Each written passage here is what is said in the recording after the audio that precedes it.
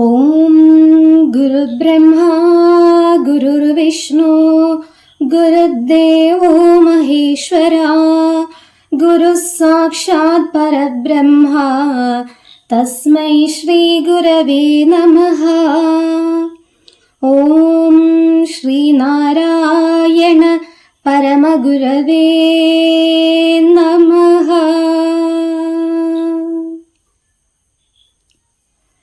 ആദിമഹസിലേക്കുള്ള നേരാം വഴി കാട്ടിത്തന്ന ശ്രീനാരായണ ഗുരുദേവ പരമഹംസദേവന്റെ പാതാരവിന്ദങ്ങളിൽ പ്രണാമം. എല്ലാവർക്കും നമസ്തേ. ഗുരുവിന്റെ സന്യസ്ത ശിഷ്യന്മാരിൽ പ്രഥമനായിരുന്നു ദിവ്യശ്രീ ശിവലിംഗദാസ സ്വാമികൾ. ശിവലിംഗദാസ സ്വാമികളാൽ വിരചിതമായിട്ടുള്ള വളരെ ശ്രേഷ്ഠമായിട്ടുള്ള കൃതിയാണ് ഗുരുഷട്കം. ഷട്കം എന്നാൽ ആറുള്ളതാണ്. ഗുരുവിനെ പാടിപ്പുകഴ്ത്തുന്ന 6 പദ്യങ്ങൾ അടങ്ങിയ കൃതിയാണ് ഗുരുഷട്കം. ഗുരു ആരാണ് എന്ന് തന്റെ സ്വന്തം അനുഭവത്തിലൂടെ തിരിച്ചറിഞ്ഞതാണ് സ്വാമികൾ ഈ കൃതിയിലൂടെ നമുക്ക് മനസ്സിലാക്കി തരുന്നത്. ഇതിന്റെ ആദ്യത്തെ ശ്ലോകത്തിൽ ഓം ബ്രഹ്മണേ മൂർത്തിമതേ ശ്രുതാനാം ശുദ്ധിഹേതവേ നാരായണ യതീന്ദ്രായ തസ്മൈ ശ്രീ ഗുരവേ നമഃ. ഓം ബ്രഹ്മണേ മൂർത്തിമതേ. ഓം എന്ന വാക്ക് ഈശ്വരനെ സൂചിപ്പിക്കുന്നതാണ്. ബ്രഹ്മണേ മൂർത്തിമതേ, പരബ്രഹ്മത്തെ ശരീരഭാവമായി സ്വീകരിച്ചവനെ. പരബ്രഹ്മം എന്ന് പറയുമ്പോൾ ഒരിക്കലും നാശമില്ലാത്ത ചൈതന്യം അഥവാ എന്നും നിലനിൽക്കുന്ന മഹത് ചൈതന്യമെന്നാണ്. പരബ്രഹ്മം എന്ന് പറയുമ്പോൾ ഒരിക്കലും നാശമില്ലാത്ത ആ മഹത് ചൈതന്യത്തെയാണ് നാം പരബ്രഹ്മം എന്ന് പറയുന്നത്.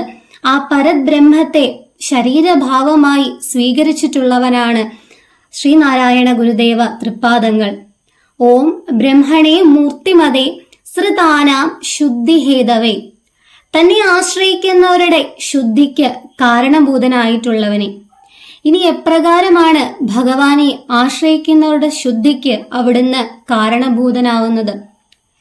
നിഷ്കളങ്കമായ മനസ്സോടുകൂടി ഭഗവാനെ ആരാണോ സമാശ്രയിക്കുന്നത് അവന്റെ മനസ്സിലുള്ള സർവ ദുഃഖങ്ങളും ആവലാദികളും ഇല്ലാതാക്കി ഭഗവാൻ അവന്റെ മനസ്സിനെ പവിത്രമാക്കുന്നു, ശുദ്ധമാക്കുന്നു. ഓം ബ്രഹ്മണേ മൂർത്തിമതേ ശ്രുതാനാം ശുദ്ധി ഹേതവേ നാരായണ യതീന്ദ്രായ. നാരായണ എന്ന് പറയുമ്പോൾ നാരായണൻ എന്ന പേരോട് കൂടിയവനെ. നാരായണ എന്ന് പറയുമ്പോൾ നാരം അയനം യസ്യ സദ് നാരായണ എന്നാണ്. നാരം എന്ന് പറയുമ്പോൾ നമുക്കറിയാം ജലം എന്നാണ് അതിനർത്ഥം വരുന്നത്. അയനം എന്ന് പറയുമ്പോൾ കിടക്ക എന്നാണ്. അപ്പോൾ നാരായണ എന്ന് പറയുമ്പോൾ ജലത്തെ കിടക്കയാക്കിയിട്ടുള്ളവൻ.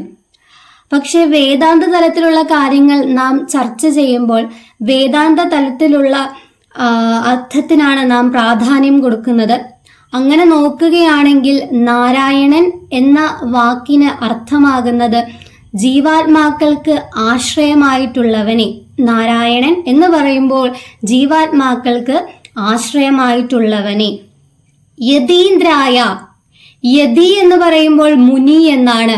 ഇന്ദ്രൻ എന്ന് പറയുമ്പോൾ ശ്രേഷ്ഠൻ എന്നാണ്. മുനികളിൽ ശ്രേഷ്ഠനായിട്ടുള്ളവനെ. തസ്മൈ ശ്രീ ഗുരവേ നമഃ. അപ്രകാരമുള്ള അങ്ങനെയുള്ള ഗുരുവിനായിക്കൊണ്ട് നമസ്കാരം. ആദ്യത്തെ ശ്ലോകത്തിൽ തന്നെ സ്വാമികൾ പറയുകയാണ് ഗുരുവെന്നാൽ പരബ്രഹ്മത്തെ ശരീരഭാവമായി സ്വീകരിച്ചിട്ടുള്ളവനാണ്. ഇതിന്റെ കൂട്ടർത്ഥം പറയുമ്പോൾ ഈശ്വരനായിട്ടുള്ളവനും പരബ്രഹ്മത്തെ ശരീരഭാവമായി സ്വീകരിച്ചവനും തന്നെ ആശ്രയിക്കുന്നവരുടെ ശുദ്ധിക്ക് കാരണഭൂതനും നാരായണൻ എന്ന നാമത്തോടു കൂടിയവനും മുനികളിൽ ശ്രേഷ്ഠനുമായിട്ടുള്ള ഗുരുവിനായിക്കൊണ്ട് നമസ്കാരം. രണ്ടാമത്തെ ശ്ലോകം നമോ ഭഗവതേ നിത്യശുദ്ധമുക്ത മഹാത്മനേ നാരായണ യതീന്ദ്രായ തസ്മൈ ശ്രീ ഗുരവേ നമഃ. മഹനീയ ചരിത്രായ. ഗുരുവിന്റെ ചരിത്രം എന്ന് പറയുമ്പോൾ മഹനീയമാണ്. അത് വാക്കുകൾ കൊണ്ട് വർണ്ണിക്കുക എന്നുള്ളത് നമ്മളെ പോലുള്ള സാധാരണക്കാരായിട്ടുള്ള ഭക്തർക്ക്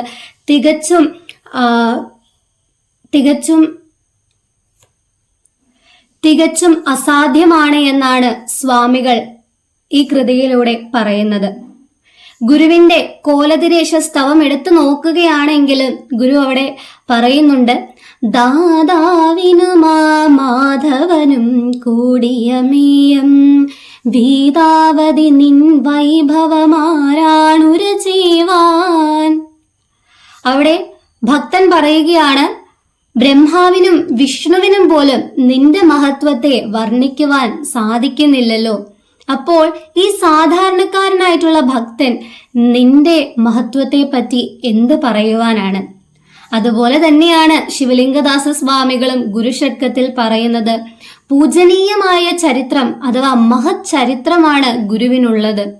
ആ മഹാചരിത്രം വാക്കുകൾ കൊണ്ട് വർണ്ണിക്കുക എന്നുള്ളത് അസാധ്യമാണ്. മഹനീയ ചരിത്രായ, മഹനീയമായ ചരിത്രത്തോടു കൂടിയവനും മമതാരഹിതാത്മനെ, മമതാഭാവം ഇല്ലാത്തവനും. മമതാഭാവം എന്ന് പറയുമ്പോൾ ഞാനെന്നും എന്റേതെന്നും ഉള്ള ഭാവം ഇല്ലാത്തവൻ എന്നാണ്. ഗുരുവിനൊരിക്കലും ഞാനെന്നും എന്റേതെന്നും ഉള്ളൊരു ഭാവം ഇല്ലായിരുന്നു. നമുക്കറിയാം, ഭഗവാൻ മരുത്വാമലയിൽ കഠിന തപസ്സനുഷ്ഠിച്ചാണ് ഈശ്വര സാക്ഷാത്കാരം നേടിയത്. ഈശ്വര സാക്ഷാത്കാരം നേടിയതിനു ശേഷം ഭഗവാൻ അവിടുത്തെ മഹാസമാധി കാലം വരെയും സാധാരണക്കാരായിട്ടുള്ള നമുക്ക് വേണ്ടി പ്രവർത്തിക്കുകയായിരുന്നു. നാം പണ്ട് കാലങ്ങളിൽ ഏറ്റവും കൂടുതൽ ബുദ്ധിമുട്ട് അനുഭവിച്ചിരുന്നത് ജാതിയെ ചൊല്ലിയായിരുന്നു. ആ ജാതി എന്ന ദുർബോധത്തെ നിവാരണം ചെയ്യുവാൻ വേണ്ടി തന്നെയാണ് ശ്രീനാരായണ ഗുരുദേവ പരമഹംസദേവൻ തിരുവവതാരം ചെയ്തത്. അങ്ങനെയുള്ള ഗുരുവിനെ മമതാഭാവം വെടിഞ്ഞു വേണം ഭക്തരായിട്ടുള്ള നമ്മൾ പ്രാർത്ഥിക്കുവാൻ എന്നും കൂടിയുള്ള ഒരു മഹത് തത്വം സ്വാമികൾ ഈ കൃതിയിലൂടെ നമുക്ക് മനസ്സിലാക്കി തരുന്നുണ്ട്. മഹനീയ ചരിത്രായ മമതാ രഹിതാത്മനെ നാരായണ യതീന്ദ്രായ തസ്മൈ ശ്രീ ഗുരവേ നമഃ. നാരായണൻ എന്ന പേരോട് കൂടിയവനും മുനികളിൽ ശ്രേഷ്ഠനുമായിട്ടുള്ള ഗുരുവിനായിക്കൊണ്ട് ഈ അടിയന്റെ നമസ്കാരം.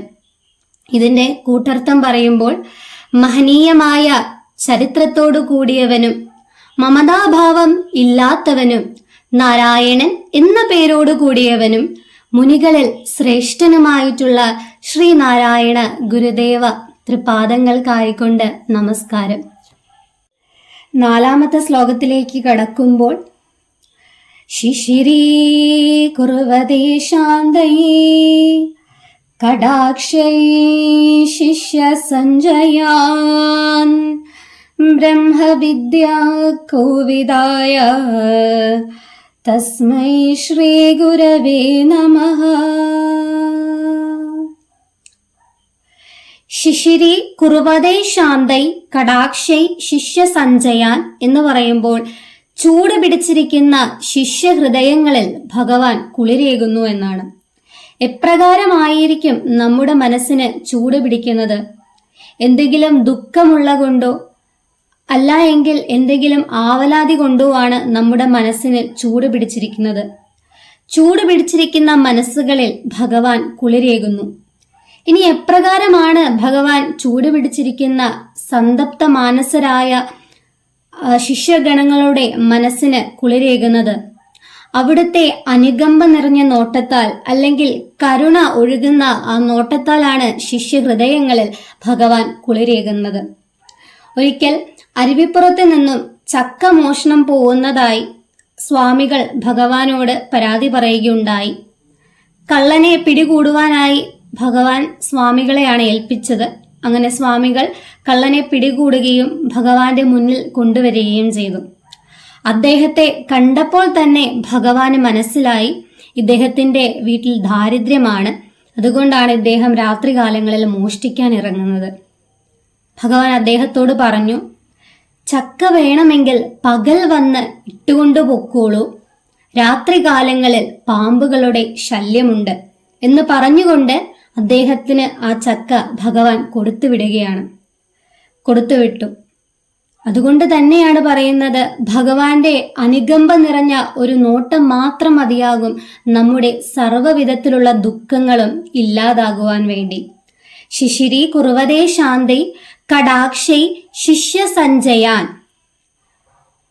ബ്രഹ്മവിദ്യാ കോവിദായ, ബ്രഹ്മവിദ്യ സമ്പന്നനുമായ ശ്രീനാരായണ ഗുരുദേവ പരമഹംസദേവന്റെ പാതാരവിന്ദങ്ങളിൽ പ്രണാമം. ഇതിന്റെ കൂട്ടർത്ഥം പറയുകയാണെങ്കിൽ, അനുകമ്പ നിറഞ്ഞ നോട്ടത്താൽ അല്ലെങ്കിൽ വീക്ഷണത്താൽ സംതൃപ്ത മാനസരായ ഭക്തഹൃദയങ്ങളിൽ കുളിരേകുന്നവനും ബ്രഹ്മവിദ്യ സമ്പന്നനുമായ ശ്രീനാരായണ ഗുരുദേവ പരമഹംസദേവന്റെ പാതാരവിന്ദങ്ങളിൽ പ്രണാമം. 5-ാമത്തെ പദ്യത്തിലേക്ക് കടക്കുമ്പോൾ, വാദിനാം വാദിനേ വാജമ്യമാനാം മൗനഭാജിനേ സർവലോകാനുരൂപായ തസ്മൈ ശ്രീ ഗുരവേ നമഃ. വാദിനാം വാദിനെ എന്ന് പറയുമ്പോൾ വാദിക്കാൻ വരുന്നവനോട് വാദിക്കുന്നവനായും. അപ്പോൾ നാം ഓർക്കും ഭഗവാനും വാദപ്രതിവാദങ്ങളിൽ ഏർപ്പെട്ടിട്ടുണ്ടോ എന്ന്. എന്തിനു വേണ്ടി ആയിരിക്കും ഭഗവാൻ വാദപ്രതിവാദങ്ങളിൽ ഏർപ്പെട്ടിട്ടുള്ളത്? ഒരു മനുഷ്യന്റെ മനസ്സിലെ അഹങ്കാര ആകുന്ന മുള്ളിനെ ഇല്ലാതാക്കി അതിന്റെ അവസാനത്തെ കണിക പോലും നശിപ്പിക്കുവാൻ വേണ്ടിയാണ് ശ്രീനാരായണ ഗുരുദേവ തൃപാദങ്ങൾ വാദപ്രതിവാദങ്ങളിൽ ഏർപ്പെട്ടിട്ടുള്ളത്. വാദിനാം വാദിനെ വാചം യമാനാം മൗനഭാജിനെ എന്ന് പറയുമ്പോൾ വാക്കുകളെ അടക്കുന്ന മുനിമാർക്ക് മുന്നിൽ പോലും മഹാമുനിയായി വിരാജിച്ചിട്ടുള്ളവനെ. ഇതിന് ഏറ്റവും ഉചിതമായ ഒരു ഉദാഹരണം എന്ന് പറയുന്നത്, ഒരിക്കൽ ഭഗവാൻ തിരുവണ്ണാമലയിലുള്ള രമണ മഹർഷിയുടെ സ്കന്ധാശ്രമത്തിൽ പോവുകയുണ്ടായി. ആ സമയത്ത് അതിഥിയായ ഭഗവാനും ആതിഥേയനായ രമണ മഹർഷിയും തമ്മിൽ ഒന്നും തന്നെ സംസാരിച്ചില്ല. പിന്നെ എപ്രകാരമായിരിക്കും അവർ സംസാരിച്ചത്? തൻ്റെ വാക്കുകൾ, തൻ്റെ മൗനത്തിലൂടെ അഥവാ നയനങ്ങളിലൂടെയാണ് അവർ തമ്മിൽ സംസാരിച്ചത്. ഒരു മനുഷ്യന്റെ ഉള്ളിൽ എന്താണ് എന്ന് വാക്കുകൊണ്ട് പറയാതെ തന്നെ മനസ്സിലാക്കുവാനുള്ള ഒരു പ്രത്യേക ശക്തിവിശേഷം ഗുരുക്കന്മാർക്കുണ്ട്. അതുകൊണ്ട് തന്നെയാണ് വാക്കുകളെ അടക്കുന്ന മഹാമുനിമാർക്ക് മുന്നിൽ പോലും മഹാമുനിയായി വിരാജിച്ചിട്ടുള്ളവനാണ് ശ്രീനാരായണ ഗുരുദേവ തൃപാദങ്ങളെന്ന് സ്വാമികൾ നമുക്ക് പറഞ്ഞു തരുന്നത്. സർവലോകാനുരൂപായ, സർവലോകർക്കും അനുരൂപമായ രീതിയിൽ മാത്രം പെരുമാറിയിട്ടുള്ളവനുമായ ശ്രീനാരായണ ഗുരുദേവ തൃപാദങ്ങളുടെ പാതാരവിന്ദങ്ങളിൽ പ്രണാമം. ഇതിന്റെ കൂട്ടർത്ഥം പറയുകയാണെങ്കിൽ, വാദത്തിനായി സമീപിക്കുന്നവനോട് വാദിക്കുന്നവനായും വാക്കുകളെ അടക്കുന്ന മുനിമാർക്ക് മുന്നിൽ പോലും മഹാമുനിയായിട്ടുള്ളവനായും സർവലോകർക്കും അനുരൂപമായിട്ടുള്ള രീതിയിൽ മാത്രം പെരുമാറിയിട്ടുള്ളവനും ആയ ഭഗവാൻ ശ്രീനാരായണ ഗുരുദേവ തൃപാദങ്ങൾക്കായി നമസ്കാരം. അവസാനത്തെ ശ്ലോകത്തിൽ യസ്യ ന കൽപതേ സിദ്ധൈ പാദാംഭുജരജോലവഃ നാരായണ യതീന്ദ്രായ തസ്മൈ ശ്രീ ഗുരവേ നമഃ. അവസാനത്തെ ശ്ലോകത്തിൽ സ്വാമികൾ പറയുകയാണ്, യസ്യന കൽപ്പതേ സിദ്ധൈ പാദാംബുജ രജോലവഃ. യാതൊരുവന്റെ കാൽപാദമാകുന്ന താമരയിൽ പറ്റിയിരിക്കുന്ന പൊടിയുടെ ഒരു കണിക പോലും വേണ്ട ഈ സാധാരണക്കാരനായിട്ടുള്ള ഭക്തന് ഈശ്വര പ്രാപ്തി ലഭിക്കുവാൻ അത്രയും ശ്രേഷ്ഠനാണ് ഭഗവാൻ എന്ന് നമുക്ക് സ്വാമികൾ ഈ കൃതിയിലൂടെ മനസ്സിലാക്കി തരികയാണ്. ഇവിടെ സ്വാമികൾ പറയുകയാണ്, ഗുരുവിന്റെ കാൽപാദത്തിൽ പറ്റിയിരിക്കുന്ന ധൂളിയുടെ ഒരു കണിക പോലും ആവശ്യമില്ല ഈ ഭക്തന് മോക്ഷം ലഭിക്കുവാൻ. അത്രയും ശ്രേഷ്ഠനാണ് ഭഗവാൻ ശ്രീനാരായണ ഗുരുദേവ തൃപാദങ്ങൾ എന്ന് പറഞ്ഞുകൊണ്ടാണ് സ്വാമികൾ ഈ കൃതി നിർത്തുന്നത്. ഇതിന്റെ കൂട്ടർത്ഥം പറയുമ്പോൾ, യാതൊരു ഗുരുവിന്റെ കാൽപാദമാകുന്ന താമരയിൽ പറ്റിയിരിക്കുന്ന പൊടിയുടെ ഒരു കണിക പോലും വേണ്ട ഈ ഭക്തന് പരമമായ മോക്ഷം ലഭിക്കുവാൻ അങ്ങനെയുള്ള ഗുരുവിനായിക്കൊണ്ട് നമസ്കാരം. തന്റെ സ്വന്തം അനുഭവത്തിലൂടെ അനുഭവിച്ചറിഞ്ഞ തന്റെ ഭഗവാനായ ഗുരുദേവൻ ആരാണ് എന്ന് സ്വാമികൾ ഈ കൃതിയിലൂടെ നമുക്ക് വരച്ചു കാണിച്ചു തരികയാണ്. ഇതിൽ പറഞ്ഞിട്ടുള്ളത് മാത്രമാണ് ഗുരു. കൂടാതെ ഈ കൃതിയുടെ 6 ശ്ലോകങ്ങളുടെ ആദ്യത്തെ അക്ഷരം കൂട്ടി വായിക്കുകയാണെങ്കിൽ ഓം നമഃശിവായ എന്ന പഞ്ചാക്ഷരി മന്ത്രമാണ് നമുക്ക് ലഭിക്കുന്നത്. അവിടെയും സ്വാമികൾ പറയുന്നു, ഭഗവാൻ ശ്രീനാരായണ ഗുരുദേവ തൃപാദങ്ങൾ എന്നാൽ സാക്ഷാത് പരമശിവൻ തന്നെയാകുന്നു, സാക്ഷാത് പരബ്രഹ്മം തന്നെയാകുന്നു എന്ന് ഭക്തരായ നമുക്ക് ഒരു അർത്ഥശങ്കയ്ക്കും ഇടയില്ലാതെ സ്വാമികൾ പറഞ്ഞു തരികയാണ്. അങ്ങനെയുള്ള ശ്രീനാരായണ ഗുരുദേവ തൃപാദങ്ങളെ എന്നും എക്കാലവും നിഷ്കളങ്കമായ മനസ്സോടുകൂടി പ്രാർത്ഥിക്കുവാൻ, സമാശ്രയിക്കുവാൻ നമുക്ക് എല്ലാവർക്കും സാധിക്കണം. ചിങ്ങം 1 മുതൽ കന്നി 9 വരെ ശ്രീനാരായണ മാസാചരണത്തോട് അനുബന്ധിച്ച് നടത്തുന്ന ഗുരുവിജ്ഞാന സന്ധ്യയിൽ ഒരു ഭാഗമാവാൻ എനിക്ക് അവസരം തന്ന SNDP യോഗം സൈബർ സേനയുടെ ബഹുമാന്യരായ പ്രവർത്തകരോട് എൻ്റെ ഹൃദയം നിറഞ്ഞ നന്ദി അറിയിച്ചുകൊള്ളുന്നു. കൂടാതെ എല്ലാവർക്കും എന്നും എക്കാലവും ഭഗവാൻ ശ്രീനാരായണ ഗുരുദേവ തൃപാദങ്ങളുടെ അനന്തമായ അനുഗ്രഹം ഉണ്ടാവട്ടെ എന്ന് മാത്രം പ്രാർത്ഥിച്ചുകൊണ്ട് നിർത്തുന്നു. നന്ദി, നമസ്തേ. ഗുരുദേവ ധർമ്മം വിജയിക്കട്ടെ.